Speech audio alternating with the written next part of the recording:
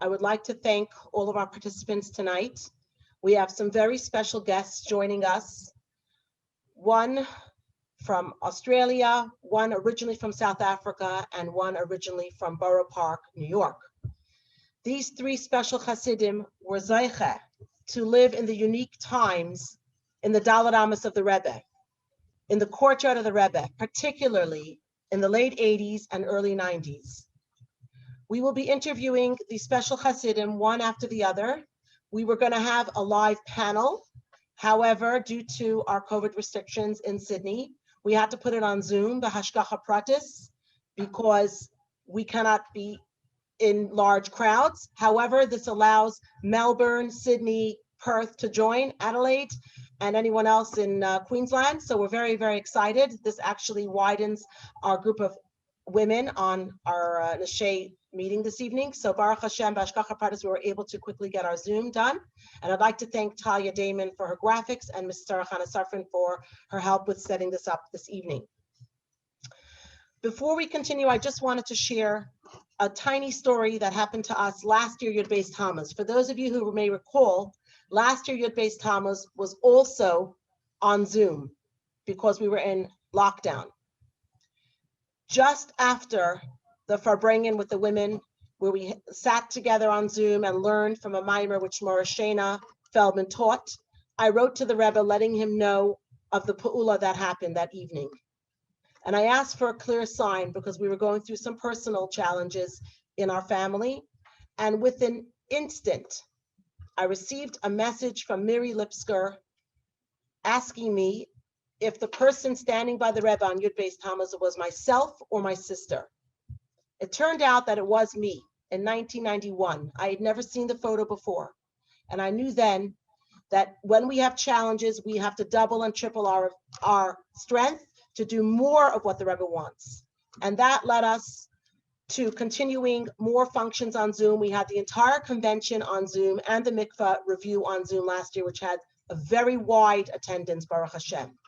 So tonight, without further ado, we're going to invite a very, very special person who lives in Sydney, very well known to most of you, a teacher in Kesed Torah, head of Tzivos Hashem in Sydney, Australia, which is currently the biggest Tzivos Hashem outside of New York, in the words of Rabbi Shimi Weinbaum. We have no words to thank Rabbi Straition for his constant devotion to our children, whether it's Shabbos morning, at school, in the street, giving our kids chizuk and teaching them for the chidon so eloquently. We're going to ask Rabbi Straition to please open his video if you can, so that we can start our interview. Rabbi Straition, you there? Yeah, yes, here I am. Welcome, Can you hear me? Straition. Yes, very well, Baruch Hashem. Okay. Welcome, Rabbi Straition. Thank you very much. Because we're doing an interview, I have a very special microphone. I don't think it will change the sound, but just make it look a bit more interviewy. So Rabbi Straition, I've heard from different Hasidim that you had the unique privilege of being in the Rebbe's Chatzir, of being in Morristown and close to the Rebbe in the late 80s and early 90s. May I ask you a couple of questions about your experience? Yes, we can go ahead with the. I just want to make it very clear that I have not reviewed these questions, and we're going to speak. We're going to speak from the heart. So I'm not prepared. I don't have any notes. I have nothing in front of me. So let's take it away. Let's do it. That's what we want, Rabbi Straition, straight from the heart, as is so profound as you give to our children. So Rabbi Straition, what is your most profound memory of the Rebbe while you were in New York? Right. So, there are, I'm just thinking as I'm sitting here now, there's moments flashing by right now. There are so many. I would say that one of the most impressionable moments was my first Simchas Teda by the Rebbe. Needless to say, it was very different from Simchas Tedas back home. I was not used to the crowds. I had no idea what was coming up. I had a friend by the name of Rabbi Kievman. I think he's in Liverpool now, I'm not sure. And who was a bocher in Johannesburg, and then was with me in Crown Heights and looked after me. There was nowhere to sit. I couldn't understand. There was nowhere to sit. There was nowhere to go. I had no idea what to do. He said, look, I'll take care of you. He said, but I can only take care of you on night number 1. Even that didn't make any sense to me. But then I very quickly worked out what was going on after seeing the multitudes of people. I came dressed for Yom Tov, suit and tie, which changed very quickly. And then he hoisted me up into the bleachers. Now, I had never seen such a thing, but he held me tight and he made sure that I wouldn't move. And he made sure there were a few people, I would say, would wanted to move me because they needed their spot and didn't understand what I was doing there. But he looked after me. And he said, I'm going to make sure tonight I'm going to hold you. And it took a lot of effort. And watching the Rebbe in the Ches and watching, it was being transported. It was a moment which you wanted to hold on to, and you could feel the Rebbe looking at the crowd, holding that Torah and really making sure to see everybody that was surrounded. The whole place was jam-packed, and the whole place was just moving. It was a spiritual tidal wave. It was like this koyach that was just rolling out and being given over to all of those people that were in 770 at that time. That was Wow. So you mentioned the word tidal wave. It's interesting because the first memory that came to you is Simchas Torah. How did these memories help you, and how do you apply it in your daily life? So, I think we can all take strength, all take koyach. I think the approach that we try as much as possible to work with is, of course, simcha. As we know, the Rebbe speaks constantly, simcha peiretz geded. Sometimes it's an avodah. It's not so easy. Rabbi Straition, may I ask you to translate simcha peiretz geded, because some people may not understand. So the simcha, the joy breaks barriers. Joy can achieve much more than any other mode, which I think is very clear from what we've seen and what we've experienced, whether it's on videos or whatever medium it is. And I think this is what I think that simcha that we take from Yom Tov, Sukkot, Simchas Torah, and the simcha that we see by the Rebbe, that we can even today you can tap into and you can watch those clips and what have you. Everything's available. You can get that simcha. You can feel that simcha, and that's what carries. That goes so places. It's important in our day today to feel that simcha and to tap into it while we're going through so many changes worldwide. So, Rabbi Straition, is there a particular story that touched you, or something that happened while you were in the Rebbe's courts? Something that you can share with us? So okay. So there's a number of stories. Let's see if we can. Okay. Now, I didn't have a very good command of Yiddish. In fact, I don't think I had any command of Yiddish, which is a story on its own, how that all came about. And every Shabbos, we go to the Rebbe's Farbrengen. We would make sure that we were there, whether we understood or we didn't understand. We would make sure that we were standing by the Farbrengen. We were listening to every single word that the Rebbe was saying. Of course, we would listen to Chazorah afterwards, whether it was on Shabbos or after Shabbos.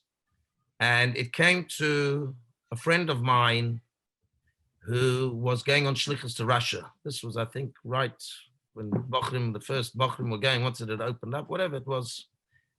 So he said to me like this, he said to me, do you want my place at the Rebbe's Farbrengen? I said, for sure, I'll get a place, why not? He said, yes, but I have a very interesting place. I said, oh, even better, this is getting, okay, tell me. He said, I sit under the Rebbe's table. So I said, oh, okay. And what, like, what, I mean, it must be dark. He said, yes, you're not going to see anything. I said, yes. And that's so, and what about hearing? He said, hearing, you will feel like you're in the Rebbe's room. You will feel like you're having yechidus with the Rebbe. It will be as clear. You're sitting opposite the Rebbe. I said, well, how is this possible? So what it was, he told me that he has a funnel, and the funnel would balance on top of the mashke at the Farbrengen. The Rebbe gave mashke at the end of the Farbrengen to different people, and the funnel was on top, and it had a long pipe, and you used to stick the pipe in your ears. He said, I can only give you one pipe, though. He said, and I want to tell you, if you hear, you got to listen carefully, because if you hear the crowd suddenly becoming extremely lively or lebedik, so then you know that something's happening and you've got to get out of there ASAP because there's something to see. He said, you've just got to push. Not so easy for the South Africans, not used to pushing, but yeah, anyway. So that's what I did. And I didn't understand. That's the truth of the matter. I didn't understand, unfortunately. Although the neshama, I honestly feel that the neshama tapped in, and the neshama, of course, heard these words, but we felt, and I felt, that I was poshet sitting right there, right next to the Rebbe and taking in all of those words. And yes, on a few occasions, we did have to push out, and it wasn't so easy getting out because, yeah, you can imagine, people didn't want to move either. But yes, that was... Rabbi Straition, it's evident that these images and experiences touched you, because we can see how much you feel mekusher when you teach our children on Shabbos morning, or whether it's school or it's Nivus Hashem. In what way do you stress the mekusher, being mekusher to the Rebbe? In what way do you tap into that hiskashrus, connecting? So personally, look, there are, of course, the Rebbe has told us clearly, as we know, how we can be mekusher. For me personally, it's listening to the Rebbe's nigunim, and the Rebbe singing the nigunim is a very soul stirring. Looking at pictures of the Rebbe, these are, and of course learning the Rebbe's Torah is, and it's available. It's everybody can. There is something for everyone, from young to old. I have a particular passion for the Rebbe Kinder, the sichos that the Rebbe has said to the children, which I do honestly feel have embedded in their extremely deep concepts, and the adults can gain from these as well. So beautiful. Yeah. Rabbi Straition, it's interesting you say that, because just in today's Rambam, Mrs. Markowitz posted that we are commanded to emulate Hashem's ways. As the Midrash explained, just as Hashem is merciful, you should be merciful. Just as Hashem is gracious, you should be gracious. Hashem is righteous, you should be righteous. Hashem is pious, you should be pious. And it's the mitzvah of clinging to the sages, which you probably know from Yadus and taught the boys, and cleave to him. We're instructed to mingle with the sages and interact with them whenever possible. Join them in their meals, etc., and with our learning. This way we'll learn from their ways and come to adopt their true beliefs. And by clinging to the ways of the tzaddikim, we are staying close to Hashem. So really, what you're giving our children is something that is priceless. It's a mitzvah from the Rambam, but you're making it practical with all the Sivas Hashem programs you do, with the Yahadus, with the Chidon. And I was just wondering, talking about looking at the Rebbe as a guide, in your years, have you witnessed the Rebbe as a Navi as well, as a prophet? So, look, I was very lucky to be there during the Gulf War. I think I might have been with your husband. I seem to remember. I'm not sure. I think so. Yeah. I remember it was a Purim. We were in Morristown, just out a wonderful hotel there. I remember there was a Purim Su'uda, and there it was very clear, the Rebbe's words, and we could see it, the Einei Bosser, and we could hear about it. It was, yeah, there's the Nevuah. There we go. That's and all the Rebbe's told us with Mashiach, everything that's happening, it's all So you happening were around there, us. I believe it was 91, the Persian Gulf War, and the Rebbe Yes. said that Eretz Yisrael will not be hurt.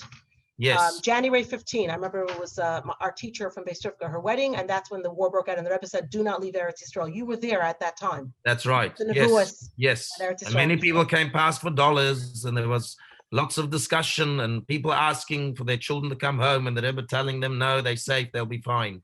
All Yes. good. Yes, correct. So you saw that. That's Yeah. incredible to witness that part of a tzaddik, to see the Nevuah coming true. Did you have a private moment or kira from the Rebbe? I mean, sitting under the table must have been like a private yechidus, as you described. Yes. But can you share with us a kiruv that you had from the Rebbe? Look, I don't know if I had kiruv. Okay, whatever word we want to give. Every interaction that we have, and even now, is an Indian of kiruv, of drawing closer, of bringing closer to Yiddishkeit, tapping in. There was one particular moment that comes to my mind. It happens to be that it was my birthday, and I remember getting up that morning. I remember having this thing that I'm not going to go. I'm not. We know that there was yechidus. People went for yechidus on birth, and then dollars. People go for dollars. And I had this thing that who am I? I had this thing. Who am I to take up the Rebbe's time? I should stand. What? Take up the Rebbe's time? What, for my birthday? What? I decided I was not going to do it. It was a Sunday, and I was in Morristown, and Rabbi Vichten Oliver Sholm, who was the Rosh Hashiva together with Rabbi Lipsky in Morristown. I don't know how he got wind of it. I can't remember how he heard about this shtick of mine that I wasn't going to go, and he called me over, and it was already late in the day. I can't remember times, but it definitely wasn't early. It was later on in the day, and he called me over and he said to me, basically, who the heck do you think you are? What are you doing? What do you think you're such an important bloke? You had a very eloquent way with words. That bottom line, listen, get a move on, and that's where you belong now, because that's where you should be, because that's what the Rebbe wants. And I took it to heart, and I can't even remember what I did. If I got on a bus, if somebody drove, I can't remember. But I made it there for dollars. I got a bracha from the Rebbe, and I received my dollar. Yeah, and that was beautiful. And that's like a yechidus. Yes, that was a very special one. The other one was when we got stuck. It was Shavuos. Don't want to take up too much time. Sorry, I don't know. I'm not even watching time. We got stuck Shavuos. It was Shavuos. We got stuck. We were doing Mitzrayim. Erev Shavuos. And we got stuck going through the Holland Tunnel. And we were not going to make it to Crown Heights on time. So when we got through the Holland Tunnel to the other side, we got from New Jersey to New York. There was a hotel, I think, on your left. And we drove into that hotel, and we left everything in the car, and we gave the keys at the concierge. And we said, look, whatever, I don't know if we had time to explain. We said, listen, this is where we are. This is what's happening. Here's the key. We'll be back whatever night it was.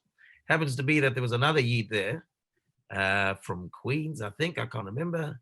He said, there's only one thing to do. He said, the closest thing to do is to go to Yeshiva University. Right? I don't know. You probably know better. I don't know. Whatever. I remember we walked through the night. That's what I remember. It was Tikkun Leil. We walked through the night.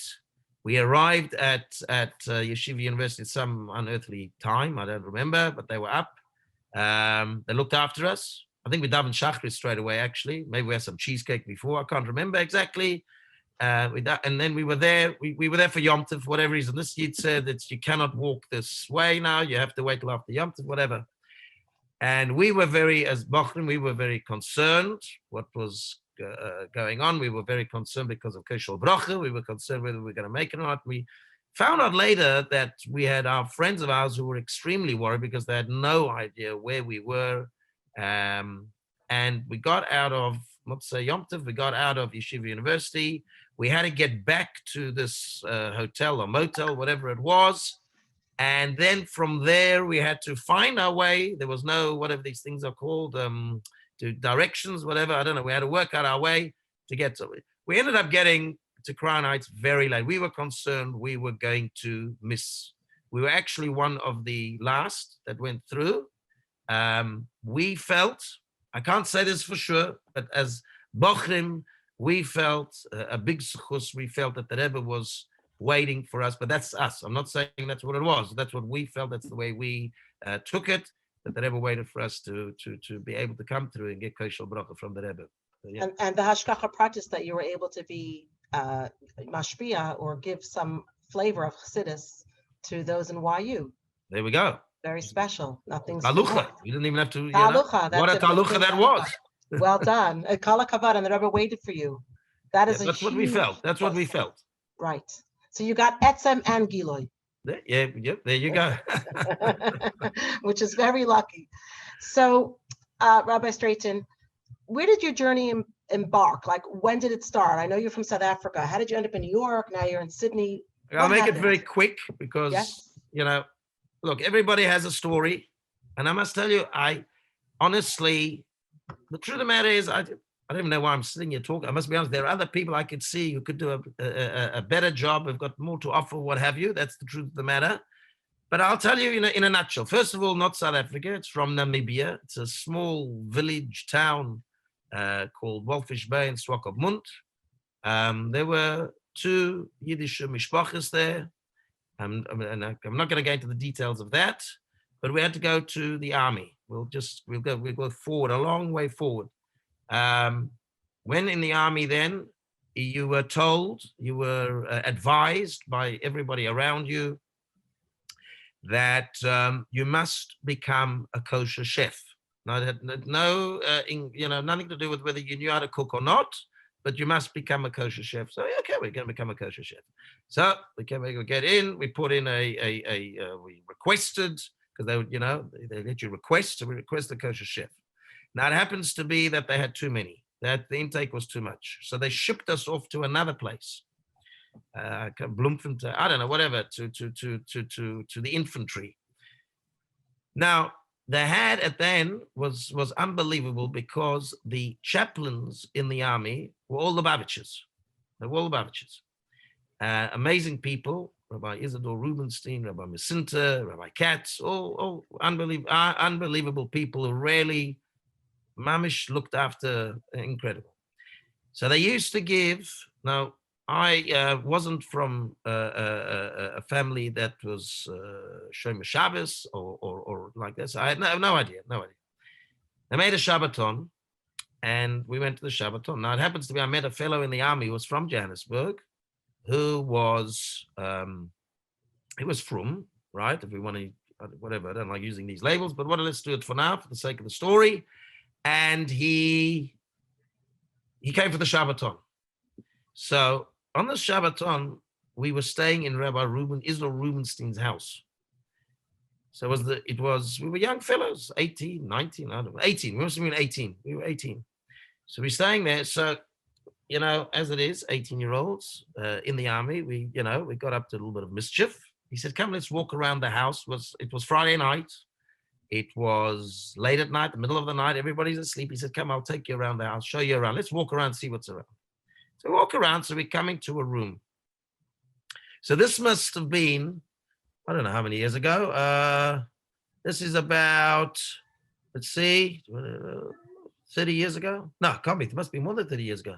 35, 40 years ago. Okay.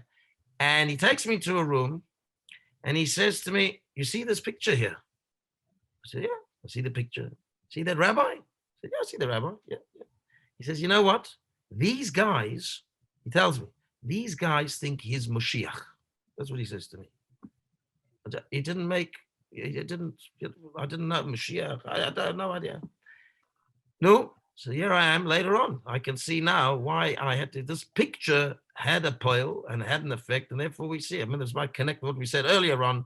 Mitzad Deis Kashrus, mitzad looking at a picture of the Rebbe, it has an effect. It draws in, and it Yes, brings Rabbi those Straition. neshamas. It's such a beautiful story. And actually, I read somewhere that the Rebbe wrote to a lady that she was feeling down. And the Rebbe said, when you look at my picture and I'm looking at you, the depression will rise and you will feel positive feelings. So looking at a picture has huge, huge power of a tzaddik and the impression it makes. So that is a beautiful, beautiful story, Rabbi Straition. And may I ask one last question, if I may? Sure. And thank you for giving us the time and really, spending this time with us, because you're sharing with a lot of your students' moms from Kesed Torah are on. They're so inspired by what you're sharing, just so you know. Okay. It's not just random, everything's hashgacha pratis. So we just wanted to know, did you have a particular miracle story after Gimel Tammuz? Is this something that happened to you after Gimel Tammuz that has kept you inspired, or is there a takeaway message that you learned from it? Can you share that with us?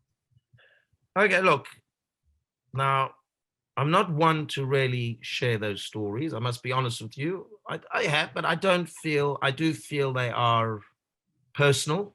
But I'm going to, for the sake of this event, Yud Beis Tammuz, and I'll share with you. It's very short, very short. It was a pula happening, and it was late at night over here, and it was during it was COVID time, and we were making packages for the kids, for the children. And we had all these different, I don't know, we had donut, we had all sorts of things we were putting, and each package had to be made separately for each family with the number of children. It was quite an aveda, Baruch Hashem. And I had my children who were helping me, and I would imagine it was late. So the Yetzer Hara, gets to work and thinks, is this really worth it? Chas v'sholom, I mean, I can't, but anyway, that's how it works. This is the smartness of the Yetzer Hara. Is it really worth it? I was tired, and maybe I'll leave the rest or whatever. I just wondered if it was worth going through this effort doing this. Suddenly, I get a message on my phone from someone I haven't seen in years. He's actually, I think he was there together with myself and Shimi in Morristown. I don't know if Shimi's here, actually. I don't even know. He's here. Okay. So, hi, Shimi. So, Shimi, you should be doing this. But anyway, doesn't matter. Okay. So, this pops up on my phone, and it's Ari Dworkin. And it's a picture. It's a picture of somebody getting $1 from the Rebbe. And he says, "This is you." And I look closer, Tucker, and that was me. And then I thought to myself, here's my answer. First of all, it wasn't a picture I'd seen either. And that I felt that there we go. The Rebbe's with you. The Rebbe's giving you brachas. The Rebbe's giving koyach. You got to keep going, and you got to hold on. Rabbi Straition, thank you so much for your time, and Hashem should give you, and the Rebbe should bless you with continued kayachas to do your holy work. I always call you the Baal Shem Tov of Sydney, because you teach our children how to daven and you gather them all together. Hashem should bless you in every way for you and your wife, your family, and to continue to have strength on your shluchos. And thank you for sharing those beautiful moments that we take with us. And we need to hear more of your stories because they're so interesting. Thank you, and may Hashem bless you. Thank you. And if you feel like you want to share anything else at a later point, you can always unmute yourself. Okay. Thank you, Rabbi Straition. Thank you very much. Thank you. Good Yom Tov. Thank you. Good Yom Tov. So we now heard from Rabbi Straition, who is a teacher in Kesed Torah and head of Tzivos Hashem in Sydney, Australia, from the Kesed Torah. We also have Rabbi Benzi DeRay in the yeshiva doing a great job in Tzivos Hashem. And we now have the great schus following Rabbi Straition to have Rabbi Yehuda Niasoff, who comes from Borough Park, New York. And we would love if he could unmute himself and his photo. It is a big honor. I know this was a big ask, Rabbi Niasoff. You're very busy giving shiurim and bar mitzvah lessons and chazanas and bris milah and flying planes. So many things that you do, and people take a lot of inspiration from you. I think that the fact that you can come on tonight and allow us to ask you some questions is a very, very great thing, and we very much appreciate it. And I hope that we'll all take a message from it, because you had a great zchus, again, to be in those unique times in the Daled Amos of the Rebbe, in the courtyard of the Rebbe, particularly in the late 80s and early 90s, when we know all those geluyim that we saw. So Rabbi Niasoff, is it okay if I ask you a few questions about your Sure. experience? Thank you for having me. This is something quite different. I've never done anything like this before. So I'm more for my singing than for my speaking, but you got to put yourself out of your comfort zone. So here we go. Thank you. Thank you so much. L'chaim, l'chaim. L'chaim v'lebracha.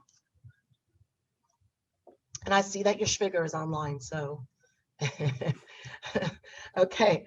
So Rabbi Niasoff, I know you grew up in Borough Park, which is just a suburb away from Crown Heights, where I grew up, roughly the same time as you. And I'm just curious, coming in from Borough Park for Farbrengens or dollars, a kosher bracha, what would be your most profound memory of the Rebbe? Okay, so Borough Park, for those of you guys who pick up on my American accent, Borough Park is about a 15-minute drive from Crown Heights. If you would walk it, and I walked it many times, it would be about an hour walk. What would be my most profound memory would be almost impossible to say, because it's not like I just rocked up for a Tishrei or a Pesach or whatever. We were practically there. So there were lots of memories and lots of amazing times and lots of inspiration. There was always something exciting going on. Some of my, or if you don't mind, I'll list a few, because it's that for me to go through one, it's going to be almost impossible. And again, I suppose time is going to be a thing. You stop me when we have to. Some of my early memories. So we used to go with my father, Oliver Shalom. We used to go to the Farbrengens. Sometimes he was late coming home from work. So we would listen to the Farbrengen on WEVD FM as we were driving in the car to Crown Heights. And then we would join wherever we joined. So a place we didn't really have a place for Farbrengen. So that was always a little bit of a challenge for us coming in. So every Farbrengen, I had a different vantage point of what was happening. But what my father would do was really made us, appreciate every Farbrengen, every Yom Pagra that we were there. We didn't miss anything important that was happening in Crown Heights. A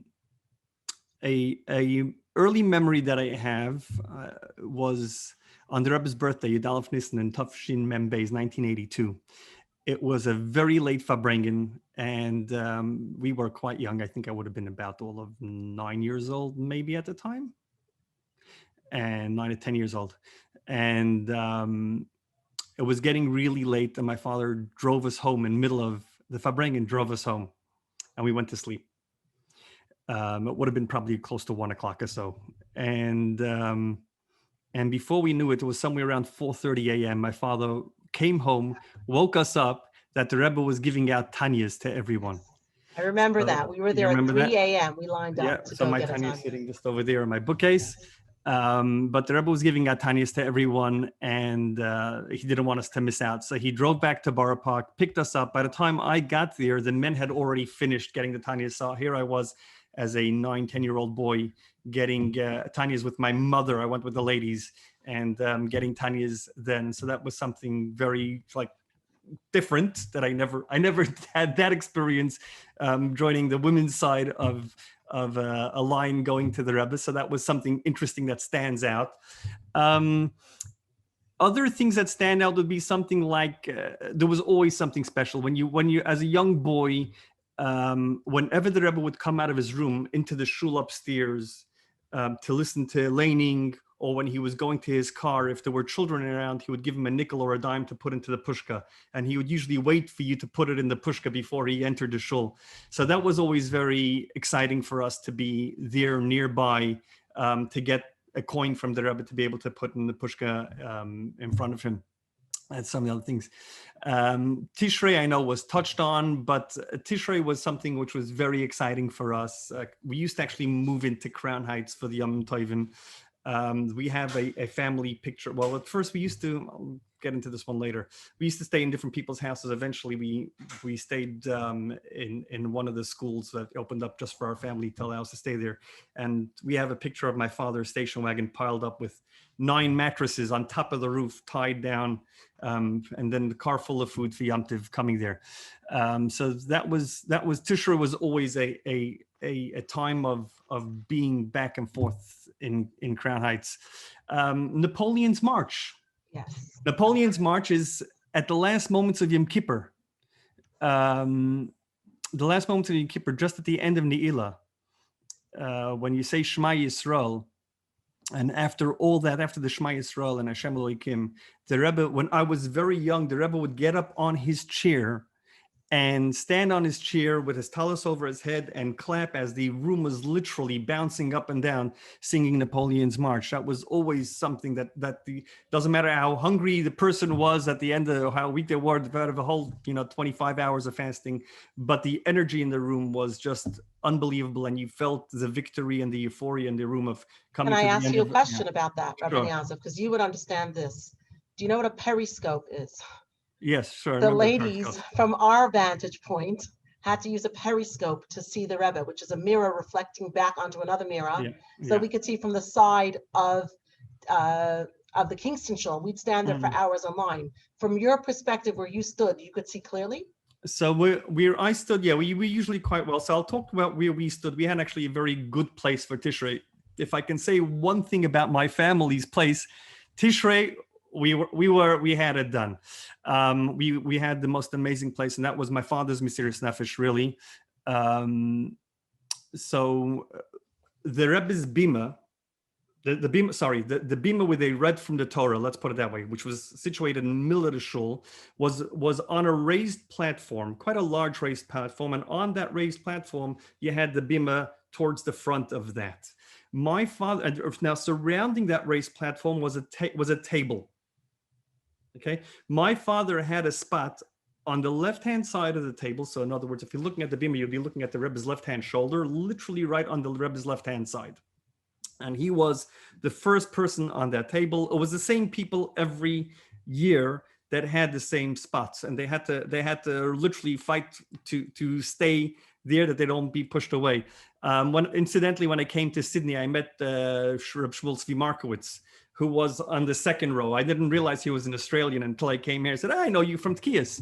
So he was our neighbor for Rebbe's Blong Schaefer. But we as children, because all the kids couldn't, we were next to our father, but there was literally, you had one space in front of you, and imagine putting all your kids in that little space, and that's what happens. But the really little kids, what we used to do was we used to jump inside the railing of the bima. So there was a bit of a space between the bima where you read the Torah and the railing of that raised platform. We would all jump into that little railing there, just on the side of the bima, and we would look up at the Rebbe from right there. So when it came to blowing the shofar, we were literally right there. Wow. I can tell you that I was almost, I can put it to these words, that I was almost under the Rebbe's talus. Wow. When he would throw his talus over the panim that were all over the bima. So around on the bima, situated, if I'll draw this picture for you, around the bima, you had bags of everybody's panim, the kvitlach, everybody's prayers for the year. And before blowing of the shofar and during the shofar blowing at the intermittent breaks, the Rebbe would put his talus over all those bags, and his talus would flow over the edge of the bima. There was a time I actually saw the Rebbe's face. There was a little curl in the talus hanging over the bima, and I was able to look up and see the Rebbe's face, and I still to this day remember the red burgeoning sort of puffy face. To get that glimpse was so important. That's something that not many people can say they saw. Correct. So, and it's something that we try and see the Baal Tokea's face, but none of us from behind could see the Rebbe's face. You have a unique schus to say So you saw the Rebbe's face. we had that as a very young boy. I was under there. We reserved those spaces for the little kids. So there was us, there was the Shapiros, the Jacobsons. It was the same people. There was a Krinsky there next to us as well. On this side, you had a Chadakov. Rabbi Niasoff, you probably didn't know, but my father suspended a swing from the roof. I of remember 770, that. I remember where that. he put my sister and I when we were probably under 5, 6 years old. So yeah, that was our vantage point. But you really have a schus. So that was very special. And you're animated. We could see how much it touched you when you're speaking about it.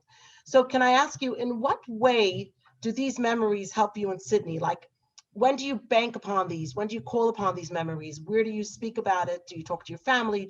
Does it inspire you? So here we go. Devora just brought Eliza out of bed just to come over here so that she can hear me talking. So we always try to say stories around the kids. You can sit back.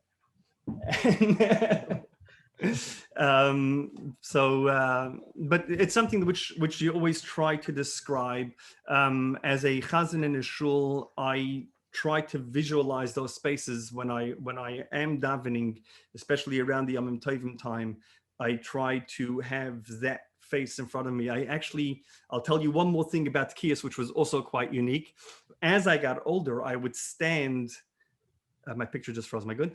As I got older, I would actually be able to stand and behind Dan Yoel Levi from OK, who would hold the Sefer Torah on the Rebbe's left-hand side.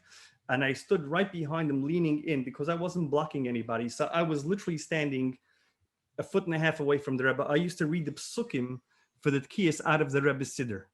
Wow, Rabbi Niasoff, that is just unbelievable. What a schus. So that is something when I'm in shul now and this, blowing of the shofar, although it's Rabbi Wolf that blows the shofar and he says it, but to me, it's still that moment of standing there over the Rebbe's Siddur, literally reading it from this distance.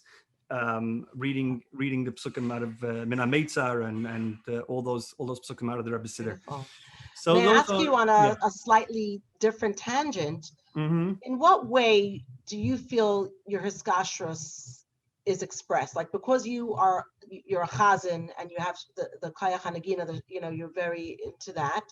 Is that something that you use for your hiskashrus, or is there a different way that you try and connect with the Rebbe? I'm just curious. I think that we try to really my whole being in Sydney is to be connected to the Rebbe. I know that in my life I wanted to be connected. I wanted to give my life to the Rebbe. I know personally for myself, I'm far from a perfect human being. So how can I, as somebody that's not perfect and with plenty of flaws, and I know that, but how can I stand up and say, okay, I'm gonna try to be the best that I can withstanding all the challenges of life and everything like that, and to be a shliach. That's one way you can say. You can come to the Rebbe when Mashiach comes and say, you know what, here I am. I went to Australia all the way, only to be connected to you, and we try to do the best that we can. Beautiful. And I know that your family comes or went through Samarkand. So like it's literally one end of the world to the other. Did I get that right? That your family Bukharian? My grandparents, my father's parents were from Samarkand. That's interesting. That actually has a Yud-based Tammuz connection to it. Beautiful. Can you share it with us? A little bit too.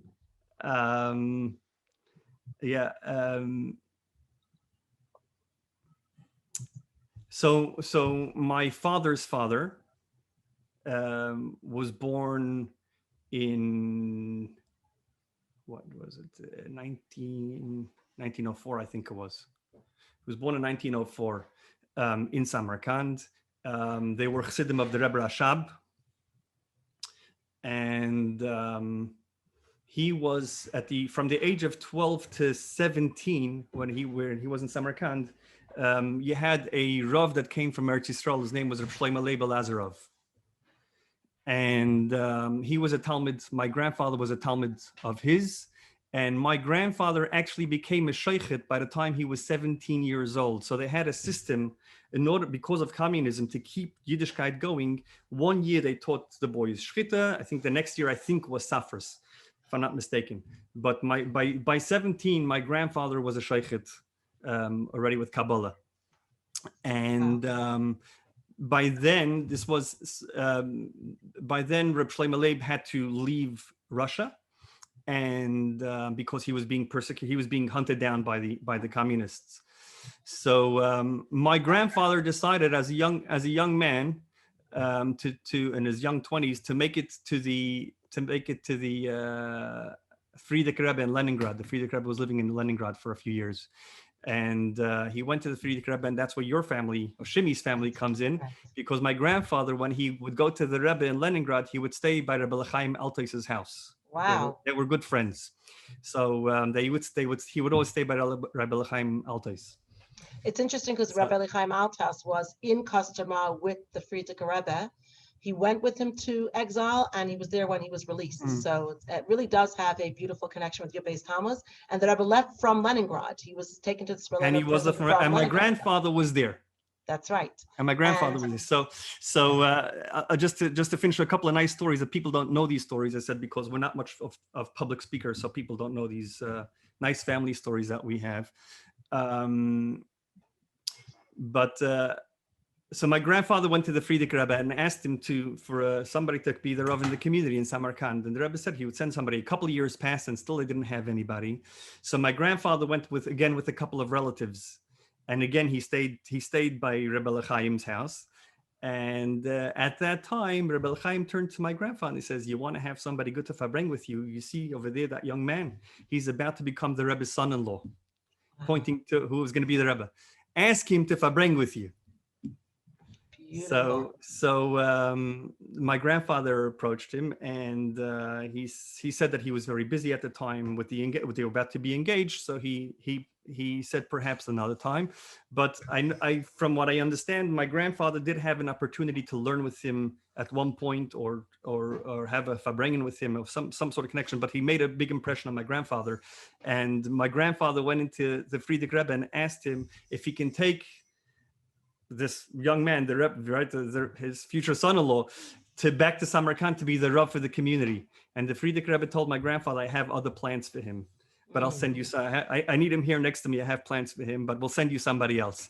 And eventually, he sent Reb Simcha Gorodetsky. Wow, unbelievable! So, these are precious stories, Rabbi Niasoff. The honor to hear it from you, straight as the story happens. These beautiful connections with the Rebbeim that your family had, and it's beautiful to hear it for the first time for many people. Can I ask you if you ever had a private yechidus growing up in Borough Park? I was in yechidus once for my oldest brother's bar mitzvah.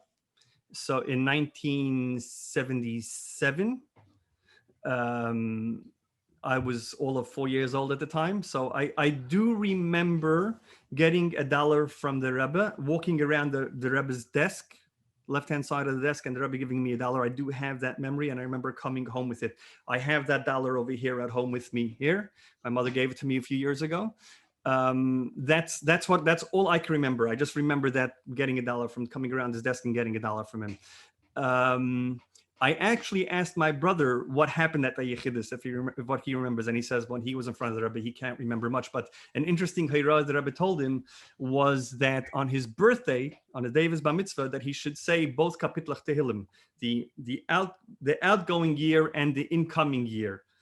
So that's something interesting, that on a birthday to say both kapitlach tehillim. I also was in a Yechidus, but this was outside in Gan Eden Atachten, outside the Rebbe's room, on the day that my oldest brother got married. So the whole family stood outside the Rebbe's room, and when the Rebbe came out to give my brother the siddur, he gave him a bracha for the chasana. We were there as a family there for that as well. So those are two yechiduses that I. Beautiful. And Rabbi Niasoff, I'm just curious, do you have any miracle stories after Gimel Tammuz that happened to you? Can you share something with us? Now those are the longer stories. So right. I think that you mentioned you had a story just a few days ago. So I had a nice story just yesterday, which I shared with you yesterday because I thought that it was quite inspiring. So you asked me a few days ago if I would do this, and I said I wanted a little bit of time to digest. If I'm up to it or not. I said it's not my thing really. So I sat down and I started going through when you have to dig deep. So I started to think about different times and different memories and different situations, of my life, of my family's life, stories of my father, my grandfather, and things along those lines. And as I sort of finished putting my thoughts on paper in sort of point form, and I left the house to go to my next appointment, I get a WhatsApp message from Rabbi Yankee Winner in Melbourne with a picture of me getting $1 from the Rebbe. So I said, so I jumped on it right away. I said, oh, nice. When is that from? He goes, it's from Yud Gimel Tammuz Tafshin Mem Tes, which is the night we're celebrating tonight. Correct. So I said, fascinating. So I started to leave him a voice, a typed message saying, like, here I am preparing a talk for Yud Beis Tammuz, and you're giving me $1 from the Rebbe, picture of $1 from the Rebbe from you from this date. So I thought it was quite, and as I am typing that, he's sending me a voice note that he usually, when he sends people pictures, he usually moves on very quickly on to the next thing, and he doesn't keep the link. So, but he goes, but because I jumped on it straight away, so he still had the link in front of him, because the Rebbe really must have wanted you to have that picture. So that was a cute blessing. Yeah, very a very gift special. from the Rebbe for what you're doing. We felt the. It's a nod from the Rebbe, right? It's like that's it. The Rebbe saying, "I'm here with you." Straight to you to share that excitement and inspiration with you as well. That is absolutely beautiful. And I'm just curious, before we end, do you have a takeaway message or a perspective that the Rebbe gave you that you use in your shlichus, whether it's in Central Synagogue or in you're teaching young boys or Mila, or any perspective that you can take away in your life that you use from all those experiences? A perspective that I would probably say is me doing this right now, challenging yourself, getting yourself out of your comfort zone. You can do so much more than you think you're capable of doing if you only try. Just really, as Australians say, have a go. And with the Rebbe's Kaiches, and we're not working on our own powers. We are working with a superpower, if I can say that, behind us. We do have the Rebbe's Kaiches behind us, and all we have to do is make a little nudge, and doors fly open, Baruch Hashem, and the success is really right there for all of us. Yes, without not taking credit for it. It's all. It's a boy from Borough Park. I wouldn't have thought of myself being in Australia. Interesting, the Rebbe told my mother that she was very nervous about her kids coming to Australia and being so far away from home. We're all quite a tight-knit family. And the Rebbe told her that those children that are farthest away from you, he told her regarding Yeshua, you're gonna end up being the closest to them.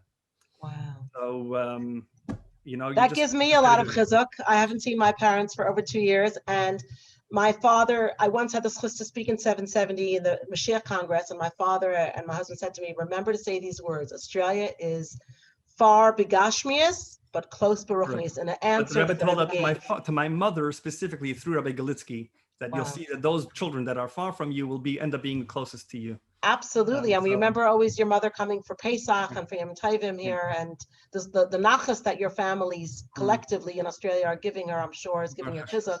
She should be healthy, and your whole family should be blessed. I know you went out of your comfort zone. Look, to me, flying a plane is way out of anyone's comfort zone. So if you can fly a plane, I think this is like, a walk in the park. But I know this was a big stretch, and I really, really, really appreciate it. On behalf of all of Nshei B'nai Chabad, we want to thank you, Rebbe Niasoff, for sharing those beautiful eitzros, what you had in the Daled Amos of the Rebbe, and the experiences coming from Borough Park. So you're so close, but you still have to get in the car or walk often into the Rebbe. And growing up in the late 80s and early 90s with Big Iluyim, that is something no money could buy, and you were blessed. And thank you for sharing that. The Rebbe always said we have to share the goods that we have, and this is a very, very special moment. And we really want to thank you for the beautiful stories and the connection of your Zayda in Samarkand with the Rebbe and the Frierdiker Rebbe. I mean, that was there's really a a lot window. more, perhaps for another time. There's a lot more in those stories Yes. as well. Well, but perhaps another after this one time, we might call on you again. time. Baruch Hashem. We were very inspired. Thank you so much, Rabbi You're very Niasoff. welcome. A pleasure. Kala kavod for what you do in the community. And now we have a perspective of why you do this and why you left your very close-knit family to come to Australia and with your wife doing an incredible job of shulchas in Sydney, Australia. Kala kavod. Thank you, And and may much Hashem success to bless you as you. well and your beautiful family. Thank you. Thank you very much, Rabbi Niasoff. And it's nice to know that our families were together in Samarkand, my Zayda also Reb Chaim Tashkenta as well, and then we end up here in Sydney on the other Yes, side. there you go. It's That's like right. we have a joke, the Reb Meir Itzkin, Alav Shalom, and my father-in-law and a couple of other Hasidim were together in Paris, and there's many Shimi Althauses and Meir Itzkins and little them running around, that it's like repeat of what was going on in those years. And it's very, very special that you showed us a window to that beautiful and yet difficult time that Jewish people went through in Samarkand to have Yiddishkeit. Thank you again. Thank you. Hashem All the should bless best. you. Good Yom every Tov, way. everyone, and just keep doing it. Keep doing Trying it. our best. Just do what we can. Thank you, Rabbi Niasoff, and thank you to everyone for joining us. We have one more chassid that is going to share with us this evening. It's a little bit unusual. Can I just interject a minute? Oh. Yes.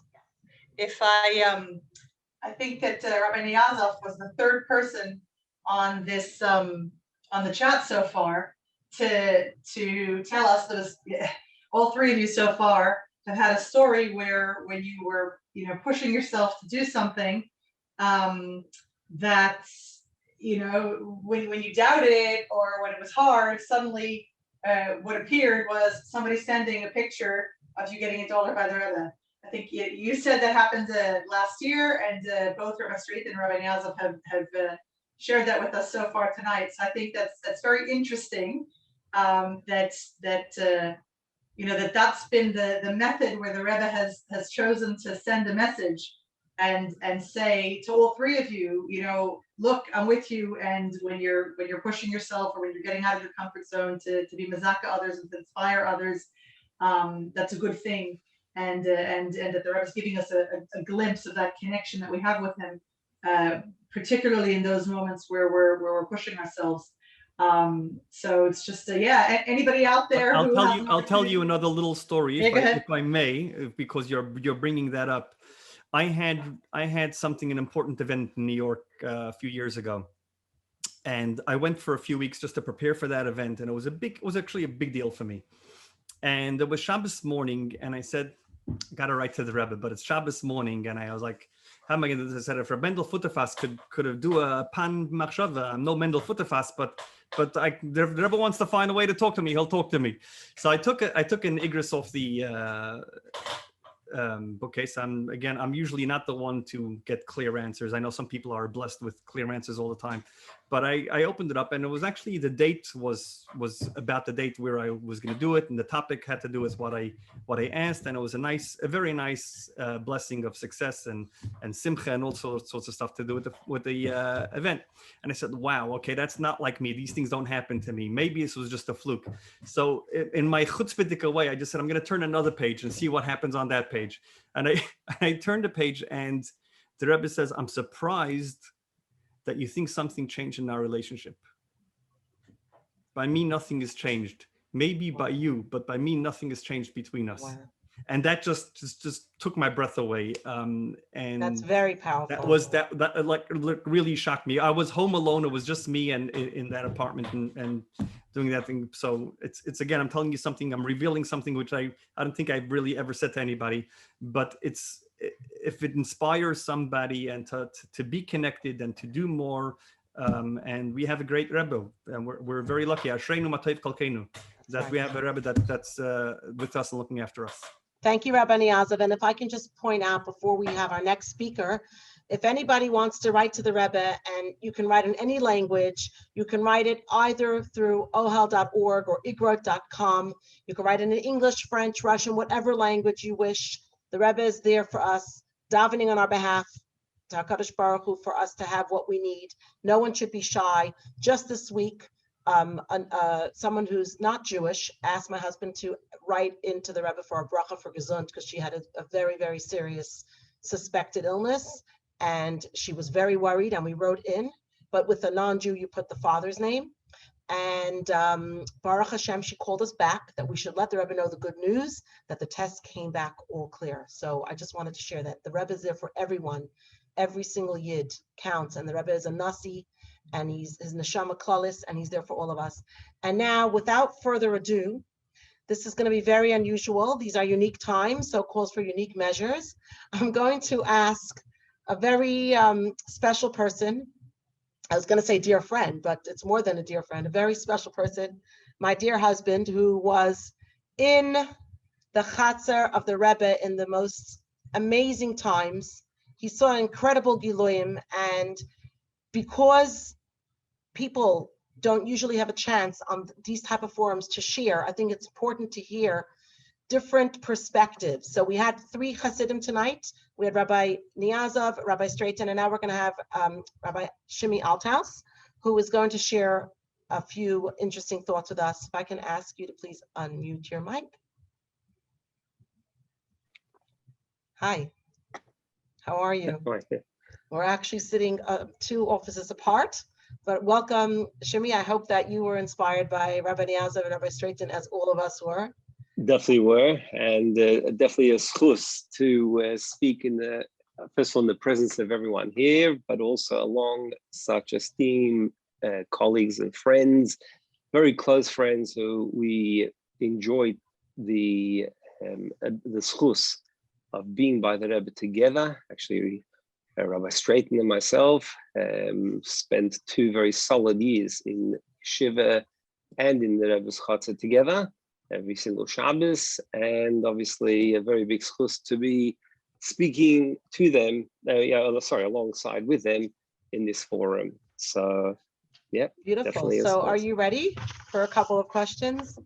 I know that every Shabbos we have a schus to hear you talk about those special times, and I figured it's important to share it with other people because you really had a big schus. Although you lived in Australia, in Melbourne, Australia, the Friedrich Rebbe sent your grandfather to Australia with 5 other Hasidim, and you only were a teenager when you were actually living in the Rebbe's, court. You have incredible stories, and I think it's important to share them. So, can I ask you a couple of questions to share with the Eilam, with our Nshei B'nai Chabad, because I think it's something that must be done. When we have treasures, we have to share them. So, I'm going to ask you, being in those unique times, what is your most profound memory of the Rebbe? Oh, first of all, l'chaim to everyone, and good yontif, and thank you very much for including me in this Farbrengen, held in honor of the Chag Hagula, the basically of Tammuz. And I ask that Ani Akoten, who was asked to be on this forum tonight, purely due to the Hashgacha Elyoina, that I had the great schus of seeing the Rebbe on many occasions, that I should merit to offer some sort of inspiration by imparting my experiences and thoughts of my experiences on this Yom HaBoim and Yom Zakoim. Now, I hear your question, and it's very difficult to encapsulate or define the most profound memory in respect of seeing the Rebbe, as each encounter of a chassid with the Rebbe is regarded and should be regarded as being profound, whether one realizes or not. As seeing a tzaddik, and how much more so a Rebbe, which Chassidus highlights, is actually a likus, which is melubash and amuf, all right, meaning that basically you're seeing getlichkeit, you're seeing godliness, manifested in a physical body. So it's obviously extremely profound. However, obviously, for the sake of responding to the question, an obvious profound memory that always comes to mind, I would say would be really my very first encounter at the age when I was able to, have some level of inspiration as to the great schus of being able to physically see the Rebbe in person, which occurred back, it was Erev Sukkot in Tovshim Mem Zayin, in 1997, which was when I flew in with a kfutza of high school students. At that time, I was in the Sifter from Melbourne. And the day that I arrived in New York from Melbourne, to spend the Yontif of Sukkot Simchas Torah in the Chutzner of the Rebbe in 770. Now, shortly after arriving in front of 770, which was about, I think it was about 11 a.m. on Erev Yontif, I was fortunate to suddenly see the Rebbe exit 770 on his way to the awaiting car that would take him to the mikveh just prior to leaving the Oyel. As I saw the Panav Hagdosha, the holy face of the Rebbe, I was literally instantly overwhelmed with tears of flowing, tears of joy, flowing down my face, with deep feelings of gratitude to Hashem for this moment. And I automatically literally just came out of my mouth the bracha of Shechiyonu with the Shem HaMalchus, becoming, just totally oblivious, to all that was around me, and being glued to the sight of the Rebbe's physical and holy presence, which one can only explain, which one, you can't actually explain it in words, other than perhaps using the word profound. Wow. So for a teenage boy, of merely 16 years old, to be spiritually and emotionally transported, to a higher reality in just seconds, to me, that is simply profound. Yes, absolutely. And I can see the way you're even talking about it now. It still touches you to this day. And may I ask, on that note, is there a particular story that touched you from the Rebbe while you were, a bacher in Morristown and spending every opportunity by the Rebbe, Shachris, Mincha, Ma'ariv, like you literally lived in 770 by the Rebbe whenever you had the moment? Is there a particular story that touched you from that time?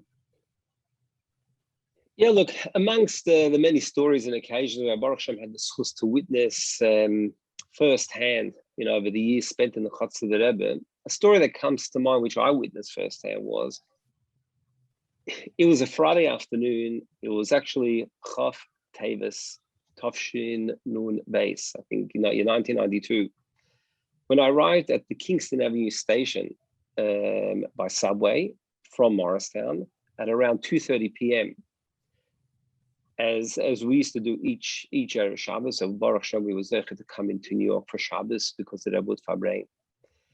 And I crossed the service lane, which landed me right in front of 770. And I suddenly saw a contractor running out in a panic from the inside of the open, from the doorway, which opens into the driveway right in the front of 770 along the Rebbe's office, shouting, fire, fire. I actually noticed the well-known Chassid, Gabbai of 770, Rabbi Zev Katz, who is the father also of our local Rebbe Chanigul from Central Synagogue, that he was standing nearby, and suddenly he took off, to the next door of this, of the office, to the next door office buildings at 770 above the shul. Now it suddenly occurred to me that the Rebbe's light and air conditioning was on.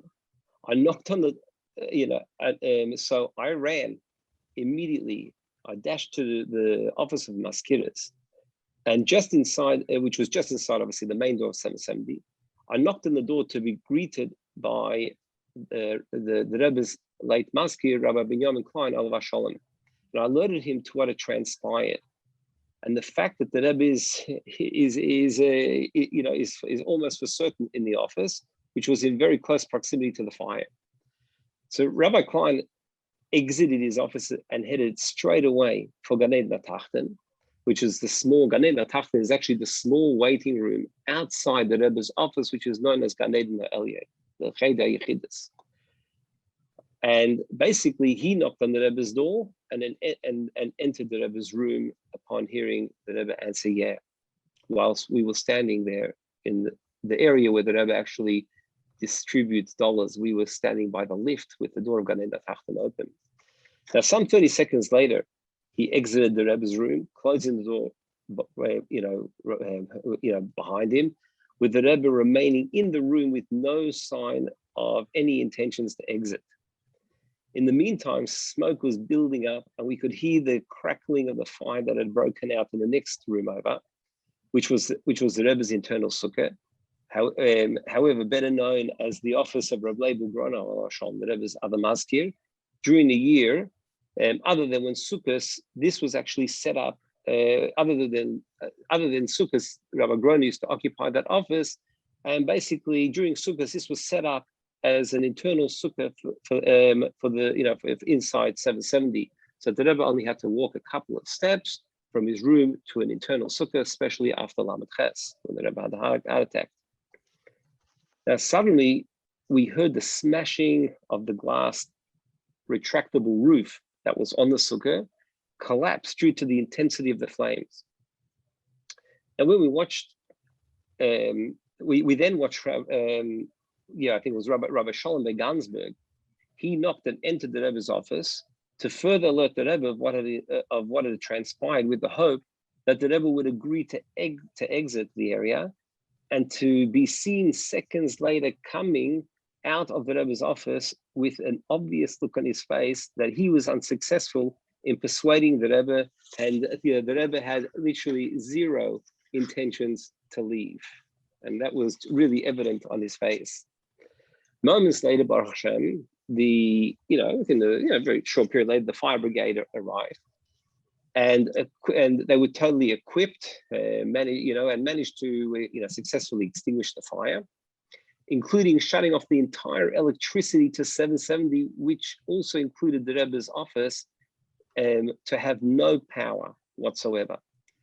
Miraculously, the fire with all this intensity made its way to the hall of the Rebbe's office, however, stopped literally just short of entering the Rebbe's office, causing any damage to the external part of the office, despite the thick smoke being apparent, and literally traveling right through Gan Eden Atachten. Wow, that must have been a very scary thing to watch. The Rebbe's in the room, there's a fire going on. And I can say to you that we who were waiting out there, we ourselves found it difficult to breathe, literally on the footsteps of Gan Eden Atachten.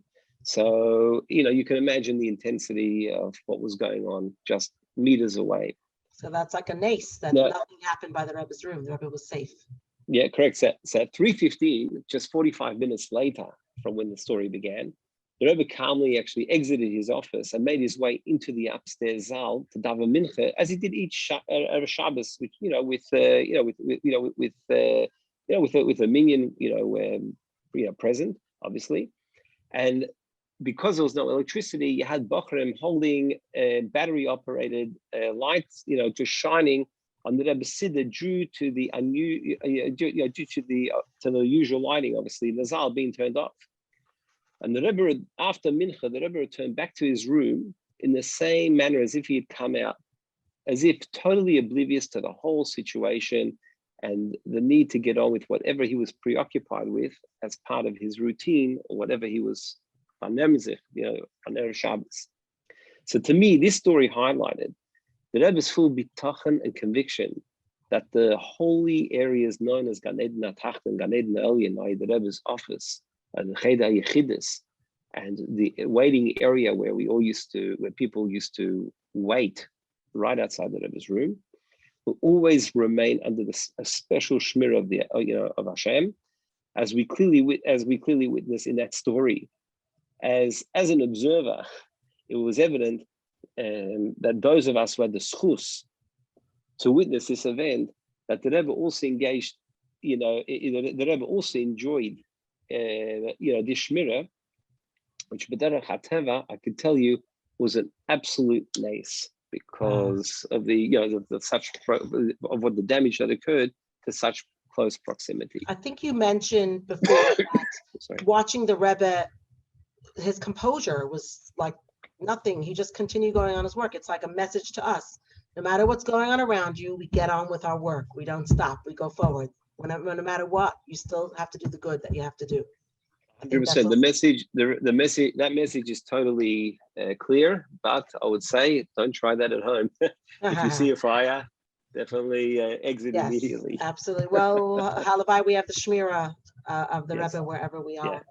So I just have a question about your hiskashos, which is the connection to the Rebbe. We read in today's Rambam that it's a mitzvah to be makusher to a tzaddik, because through that you're makusher to HaKadosh Baruch Hu. It says l'dafka bay in Parashas Devarim in Chumash, and it says how do you connect to Hashem? By connecting to a tzaddik. Can you tell me in what way you are makusher? I mean, I think it's important to share. I know I've changed my not changed, but I've increased my hiskashos exponentially since learning from you. I won't share. I'll let you share about what you do. And yes, thank you for teaching me.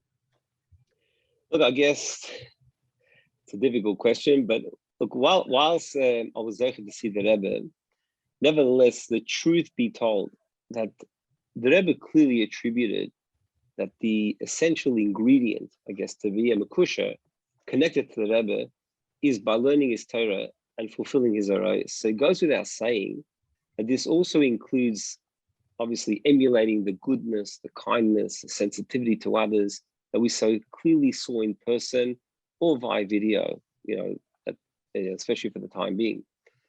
And this approach is a real and direct way to be a makusha to the Rebbe. Furthermore, as the Rebbe encouraged strongly, is to write to the Rebbe, as this forms a real connection, and a deep connection between Chassid and Rebbe. There's so many ways to write to the Rebbe, and today, including whether it's online.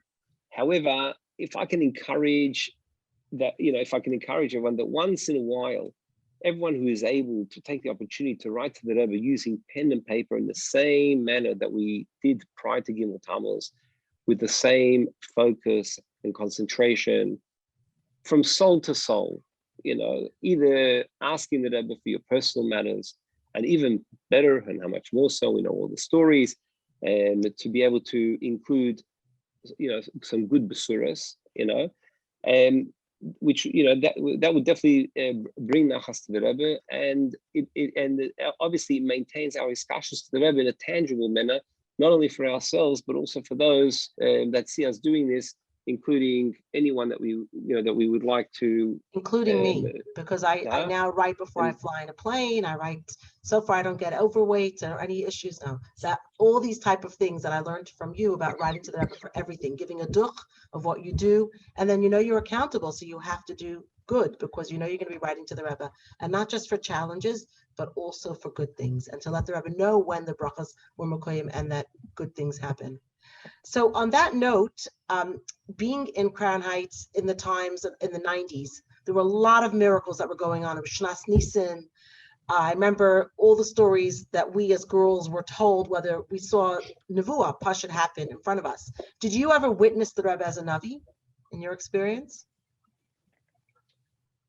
Did I ever witness the Rebbe as a Navi? I mean, look, yes. I said like this to you. At the time look, a story that comes to us, look, to me, what really sticks out was at the time when communism in Russia was still at its peak back in the late 1980s.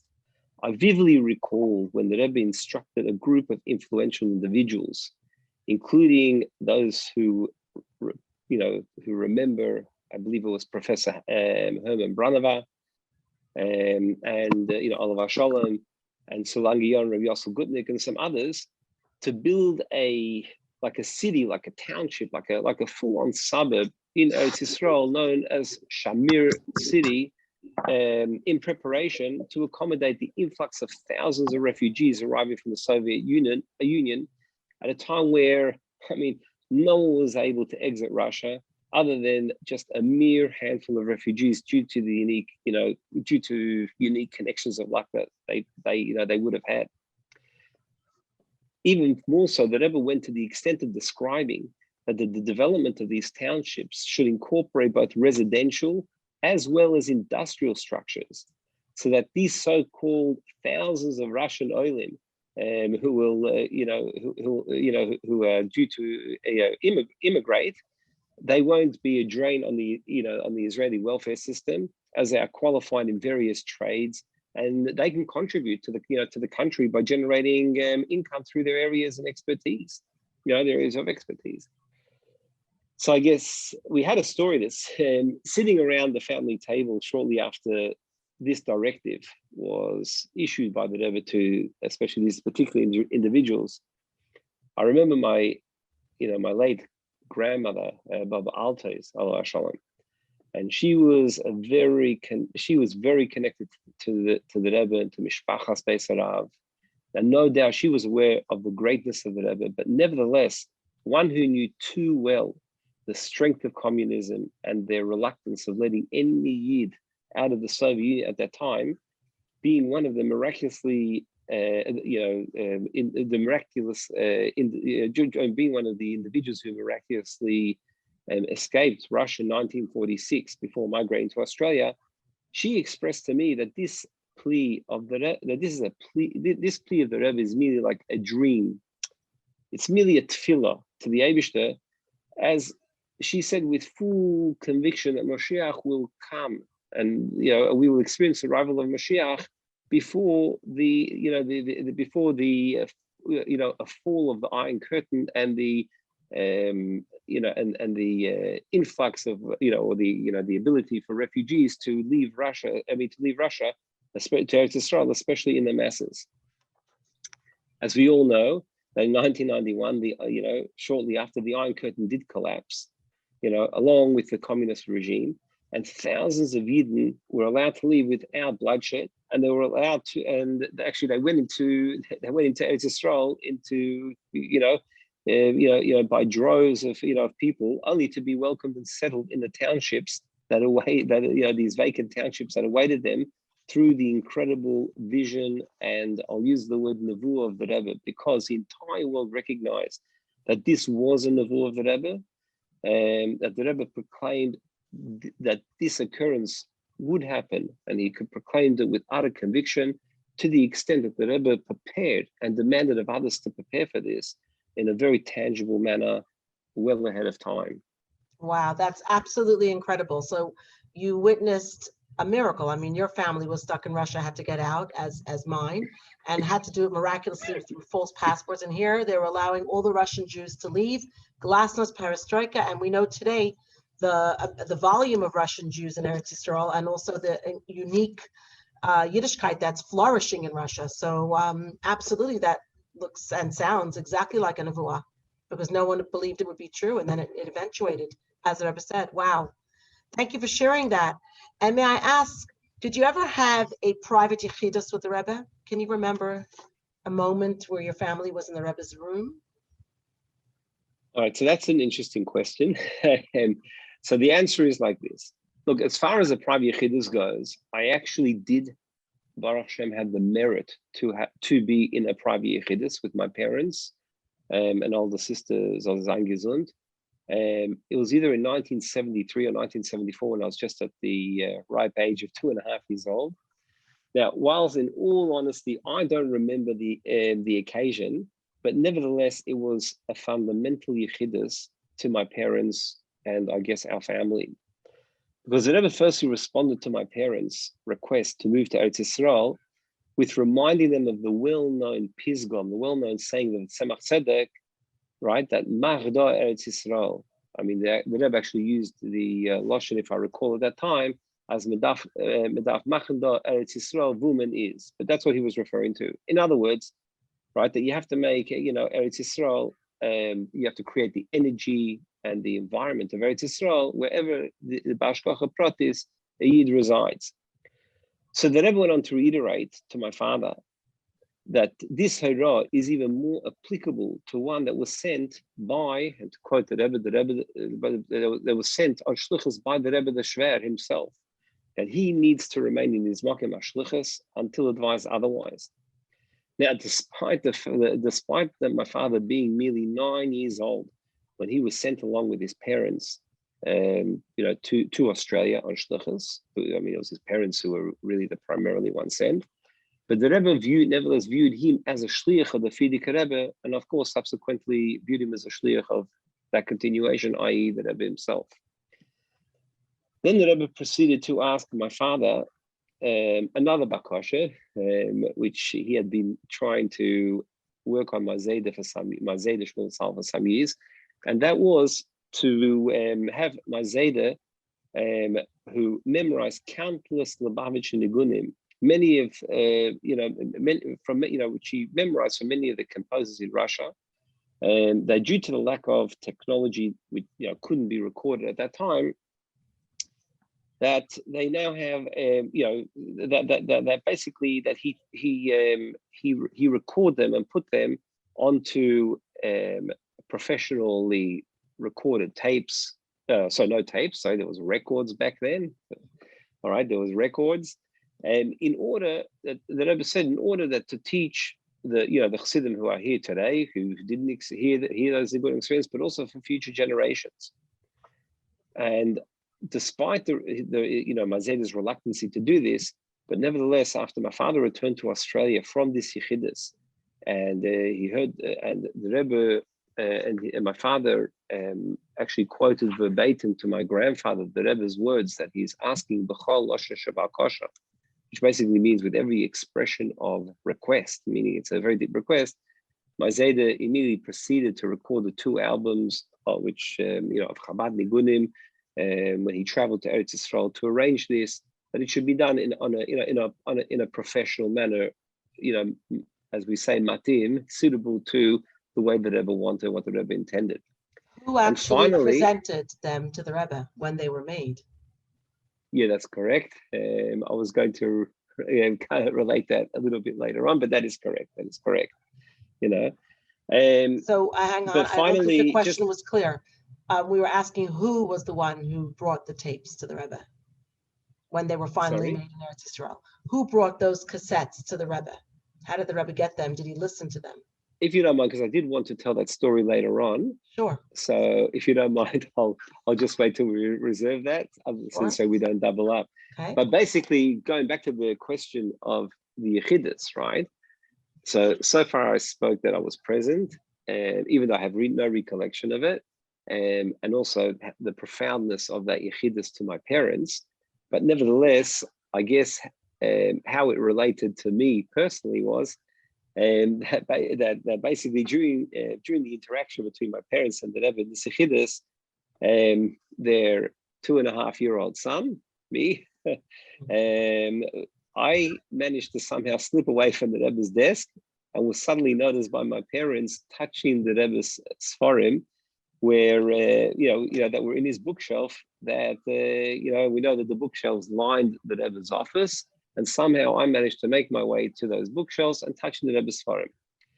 Despite my parents' reaction to grab, when they saw this, to grab hold of my hand and bring me back to where I should be, standing, the Rebbe smiled and basically motioned gently with his holy hand, as he said to my parents, "Laws, let him be."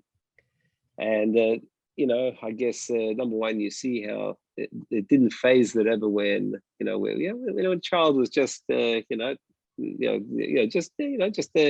occupying themselves, entertaining themselves in a way that wasn't disruptive, but etc. And I guess that was my experience there.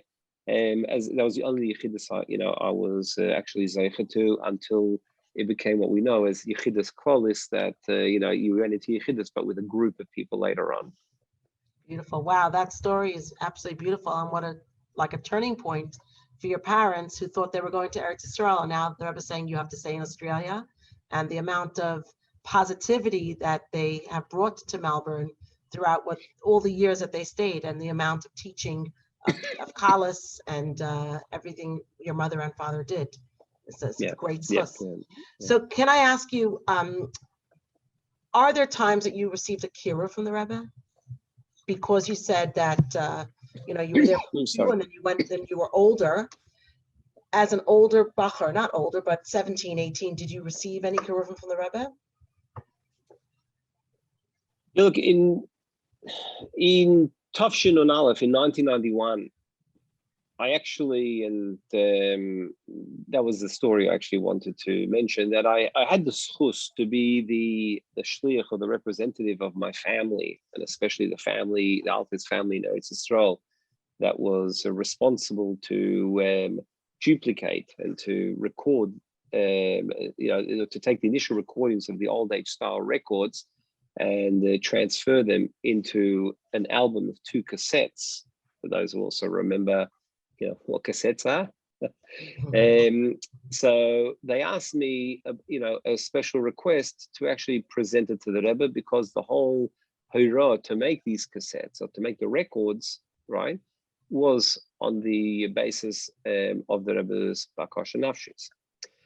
Now, the occasion was actually it was on a Sunday dollars, and I handed the Rebbe these tapes, which had actually, for those who may have it, I had a bright orange casing, which, with really a lovely large photo, of my late Zayda Shmuel Tzalal Shalom.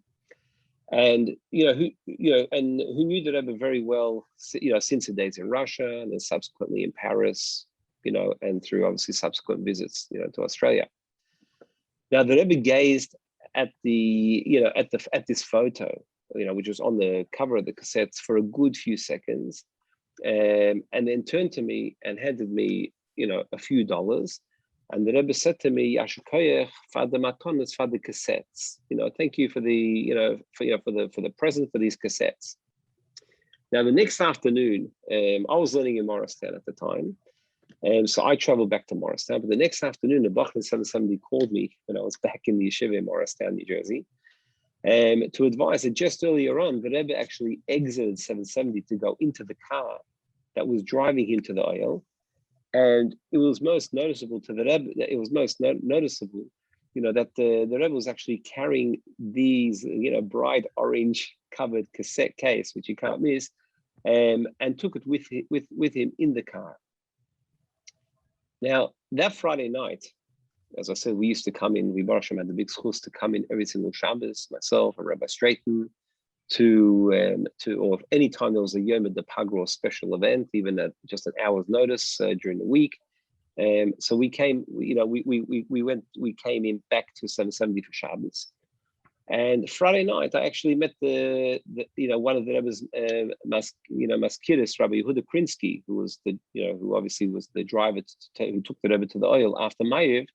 And I approached him and I asked him if the Rebbe did actually listen to the tapes on that day. Now, Rabbi Krinsky calmly responded by saying that anything that occurs in the Rebbe's car, especially, or anything really involving the Rebbe, is private. So he's not in a position really to, to answer me. But after pushing him, saying that it would mean so much, to my Baba, who was, was alive at the time, and also to my family. So Rabbi Krinsky smiled and he said, "Look, I'm surely not going to deny this occurred." And he gave me like this sort of smirk. So to me, it was self-understood from his from his mannerism, I guess you'd say, that he was trying to hint to me that even though he was not going to advise explicitly, that the Rebbe, listened to the tapes, but on the other hand, it was definitely implied. So, I guess, that was a story where I guess, that was a story that I guess, illustrated the, the kiruv, to the Rebbe. That's beautiful. That we were received. I mean, on another occasion, just quickly, I'll say, another occasion in I think it was Shvat, in the month of Shvat in 1992, Toshin and Beis, which was literally just a month before the Rebbe had suffered the stroke. I went by Sunday dollars with my parents. When my father went past the Rebbe, and my father, if you know him, is very shy. He comes very, very unannounced. But the Rebbe looked up to him and said, and the Rebbe pointed to him and said, "Bistach Althaus mistame." To which my father humbly nodded yes. And I actually proceeded to get $1 immediately after my mother went by, who the Rebbe gave, various brachas and dollars to my mother, because I was gesund. And then the Rebbe looked up at me. I was standing right in front of the Rebbe and gave a big smile. And the Rebbe started stroking his beard like this. And with a big smile, looked at me and he said, "Es is nika sein, after tatas ponim, as is pachojen afen zayden," which basically means that it's recognizable on your father's face that he resembles that of your grandfather. And, it was just a very, very special moment for the three of us, my mother, my father, and myself. Just having that level of kiruv, because normally we never mentioned, we never came announced, we never, said anything that, we're mishpachas Althaus, etc. But here, the whole initiative came from the Rebbe himself, which was a tremendous kiruv. And like my father said, it was the last one, since the Eis Ato, since not only just a month before Chavzai and Adar. So that was very special. Wow, that is very special, and what a schus that you were there to hear the Rebbe say that, and to bring the Rebbe joy from his bakasha nafshis, which he asked, a bakasha nafshis of your grandfather, and you're the one to present it. And there's only a few times the Rebbe asked a bakasha nafshis, actually one of them being that women should wear a sheitel. So that's very, very powerful. And can I ask, did you have any miracle stories after Gimel Tammuz that happened to you, like a Bedidi Hava Uvda type of story? Like, can you think of something in the last 25 years that made you feel the Rebbe's nodding to you or with you? Yes, sorry. Look, on a few occasions, I guess this only really reiterates. I can tell you right now, and the other two, Rabbi Straition and Rabbi Niasoff, can vouch for this, if they're online still. We did not rehearse this. We did not speak, as in we did not speak to each other at all, or share any answers with each other. And then when I think it was Rabbi Safran who came on and said that somehow the Nekuda Mishutefes, the common denominator that seems to be consistent here, is that when we reflect on miracles, is actually miracles that involve receiving, I guess, a picture of oneself with the Rebbe, either getting $1 or kosher bracha, something like that, at a time that that really we had just we just needed, etc. So I mean, I'm going to be consistent with that as well. And look, on a few occasions of much needed times of chizuk and eseres after Gimel Tammuz. So, after just thinking of the Rebbe and turning to him and obviously asking him to dive into the Eibishter on my behalf, I actually merited, without exaggeration, within an hour or two of those moments, to receive a photo of the Rebbe myself, which I've never seen before. And I received photos. This is either from people that reside interstate, people that reside overseas. One of them was also Rabbi Yankee Winner, who Rabbi Yehuda mentioned. So, and I wrote back then as well, saying, "Can it speak Sav? You will not believe it. I don't know how. The Hashgacha Elyono that you sent a photo right now. I don't know. I just had the goosebumps, because to me, it basically, it's basically, a hashgacha elyono, where you're receiving an assurance that, from the Rebbe, that basically I've heard you and I'm with you. And these incidents, in my humble opinion, they're not coincidental. Rather, it's a reaction orchestrated, from a higher realm, to show that the Rebbe is definitely with us in a miraculous way, and even to a certain degree on a very deeper and more I'll use the word prevalent way, even after even after Gimel Tammuz.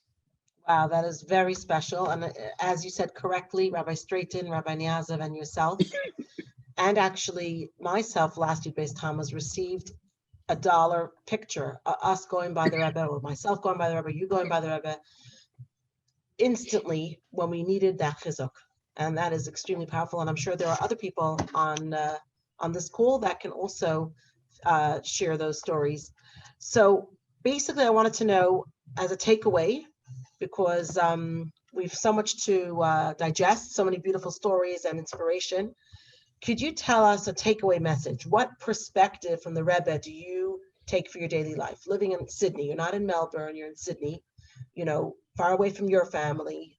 How does the Rebbe's message resonate for you every day?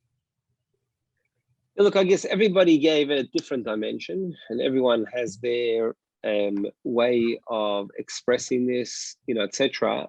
But look, I guess the perspective that I really took from the, I really try and take from the Rebbe, I should say, for my daily life. Doesn't matter whether you're in Sydney or anywhere, is basically just to strive to be the best person that one can be, ben adam lamakim, but also, and just as importantly, ben adam lachaverei. To me, it's very important that we saw this from the Rebbe, what it means to love another person. Don't judge anyone. Be patient. Show kindness. Smile. Lift up another person's spirit. What do you call it? It's these things. I mean, even as the Rebbe told, the Rebbe had his one moment, the 1 second, literally the 10 seconds to convey a message to the world.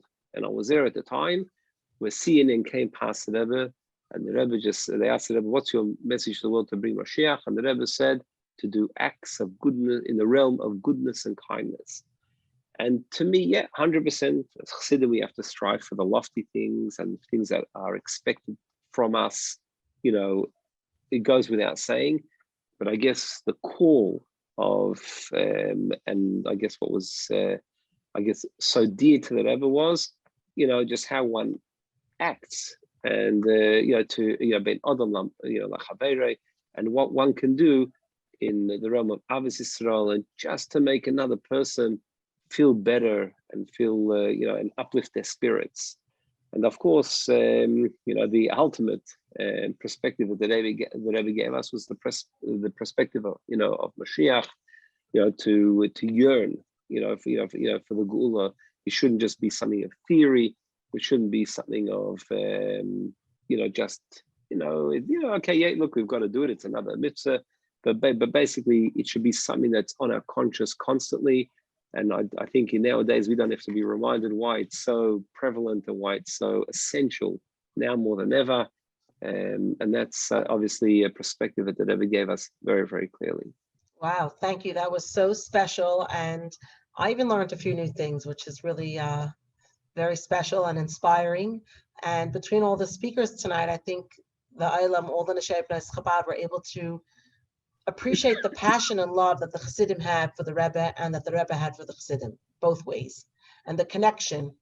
And that, like Rabbi Niasoff said, he even thought a letter and he got an answer. Rabbi Mendel Futafas thought on his birthday of writing a letter in his mind and wrote the letter in his mind, and he got an answer when he came 8 years later. His wife said, there's a letter for you from the Rebbe. And you said, thinking of the Rebbe and all of a sudden getting a photo of the Rebbe. All these things are so inspiring and give us kaichas in our challenges today more than ever. So I'm just wondering if you have a takeaway message before we finish your interview. Look, I guess the takeaway message really should be, and actually it was spoken about by Riches by Rabbi Aaron Moss at the Gimel Tammuz Farbrengen in Sydney, that we had, where for whatever reason, there's those, and many, if not the majority of people that Bashgacha Pratis didn't see the Rebbe physically Le'esata, or they were too young to remember the Rebbe, prior to Gimel Tammuz.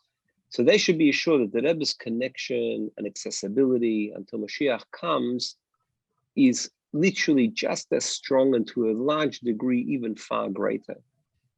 As we presently, all connect to the Rebbe, like we spoke, on a level which is known in Chassidus as etzem, which means there's no limitations, there's no restrictions of time and place, which differs from an era where we were connected, and Baruch Hashem we were zeicher, those of us, to see the Rebbe in the realm of Giluyim. But as you know, that look, Chassidus clarifies, at great length that the level of etzem is deeper and more profound than the level of Giluyim, which I think we can all agree is really, it's the only explainable and logical reason that we, I guess that at least that I can arrive to, as to how we see the exponential growth and dissemination of Teres Chassidus and the hergish of so many, people going out on shlichus, or our youth, or just even the mere fact that we're here tonight on this forum, Yud Beis Tammuz, Tovshin Pei Aleph, Tovshin Pei Aleph, in Sydney, Australia, Melbourne, Australia, wherever we are around Australia, this is because of our etzendike kesher to the Rebbe, which is even transcends, the level, the way we were, or that which Giluyim can do to us. Can I just And of ask you course- on that note on Giluyim? It just occurred to me that I'm not sure that many people know that both yourself, Rabbi Straition, Rabbi Shriki, Rabbi David Blyer, and if I'm missing someone, please fill in, Rabbi Levi Wolf, all 5 of you were in 771 hot summer afternoon at 7:30 p.m. because you wanted to be in the chutzner of the Rebbe instead of being outside in the heat. And all 5 of you, unbeknown that you will end up, all of you on Shilchus in Sydney, had a major giloy. Can you just share that with us as your closing remarks? I think it's very important to share just in general what happened, where were all 5 of you, and what exceptional circumstances happened on Shabbos Parshas Nshei. Yeah, it's a very long story, but I'll just share B'kitzer, and that's when the Rebbe came into 770, after the Farbrengen, after Mincha, and basically no one was there other than just 15 to 20 people. The Rebbe came down without maskiras, without anything. It was 1991. It was a story that you only hear about in the 1950s or 60s. And we, Baruch Hashem, were just the ratio of, I'm talking about no more than 20 people. It's actually at a time that I normally am never in 770 because it's hours before Ma'ariv. And for some reason, we were zeicher to be by the, in 770 at those moments where the Rebbe came down. It was, for all of us, it was a very, very intimate moment. And the story is actually quite a long story, which we'll probably leave for another time. But basically, in a way, we had to be oimed meshamish the Rebbe. Normally, the way the maskiros would do it. The Rebbe asked us to sing B'nai Echol at the time. It was actually interesting because I don't think any one of us knew B'nai Echol at the time other than the Niggin, because we don't not normally accustomed to praving Shalosh Shudas. I happened to have known the Niggin, but not the words. So when the Rebbe looked up, and we all thought that the Rebbe finished the Niggin, and the Rebbe said, "Mamshen gendig the Niggin." So it was just basically a time that we were all zeicher, just the few of us. I don't know, maybe there's we have to find out why the Australians felt it necessary to be in 770 at that time, and Rabbi Wolf. But basically, it ended up becoming a second Farbrengen on Shabbos, from being just 15, 20 people of us with the Rebbe there, where the Rebbe washed. We actually had to bring challah for the Rebbe. We had to bring it. There was, the Rebbe came with a towel with his kvart already filled up, with a siddur under his hand, to effectively, the Rebbe asked, said to us that he would like to go to ascend to the bimah, or where he, usually sits. Obviously, because he was sitting right by the, on the floor, not far from the Aron Kodesh, where he just by the small bimah. And it turned into literally a Farbrengen packed with thousands of people.